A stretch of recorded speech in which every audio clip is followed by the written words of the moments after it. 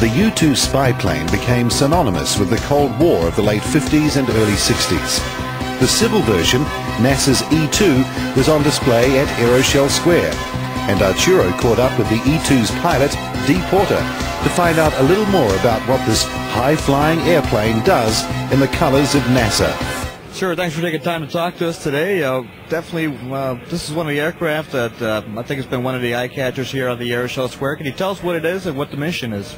You bet. This is one of NASA's ER2s. It's a U-2. The Air Force paints them black and calls them U-2s. NASA paints them white and calls them ER2s. NASA uses it for airborne science and research, planet Earth type of scientific collection. It's a high-altitude aircraft. When I say high altitude, altitude's above 70,000 feet. It is capable of taking over 2 tons of equipment above those altitudes, loitering for a long time, and doing it at an extremely economical price. So it's very much desired by scientists in upper atmosphere work, hurricanes, thunderstorms, forest fires, ozone collection and ozone chemistry, atmospheric chemistry, all of those different types of planet Earth missions. How many of these E-2s does NASA have on the fleet? There's 2 of them. How does this compare to the U-2? Any major differences? It's painted white. The U-2 is painted black. That's about it then. That's it. And the name. Tell us a little bit of your experience of flying this aircraft. How does it compare to others you might have flown in the past? Oh, it's an extremely difficult airplane to fly, particularly to land. It lands on a bicycle landing gear. It has 104 feet of wings, so after you full stall land the airplane, then you still have to maintain a lateral balance and wings level with the wings until it comes to a stop. At that time, a ground crew comes out and puts pogos in the wings, or we call them the training wheels, and then we taxi back in and bring the aircraft to a stop and shut down. Very difficult airplane to land, particularly in a crosswind. In terms of the departure, it's not an aircraft where you just sort of jump in and fly. You have a bit of preparation involved, don't you? Yeah, we come in at about 3.5 hours prior to takeoff. The pilot will check the weather, make sure that the weather is good not only for takeoff and landing, but also where we're going to collect scientific data. We want that good. Then we mission plan the mission. About an hour and 15 minutes prior to takeoff, we go to life support, suit up in a full pressure suit because of the altitudes that we fly at.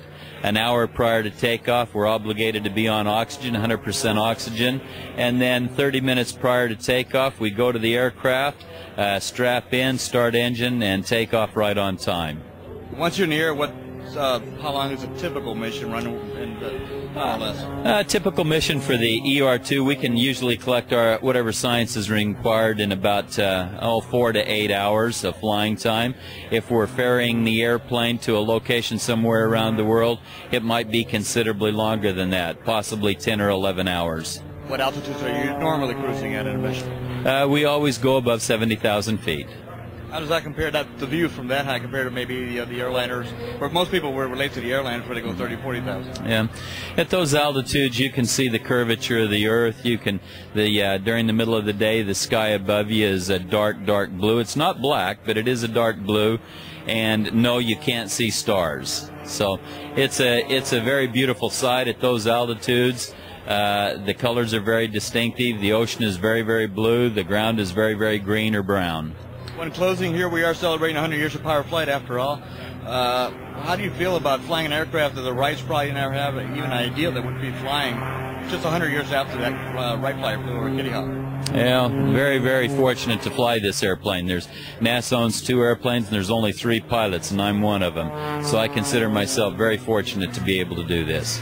Well, I think we're fortunate to have the opportunity to talk to you, and we thank you so much for your time. Well, thank you. I appreciate it.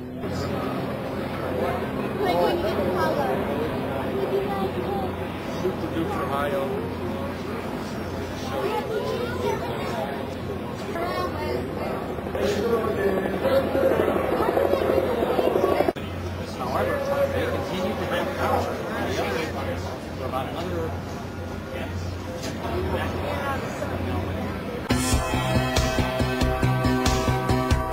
We hope you enjoyed Day 5 video highlights from AirVenture 2003.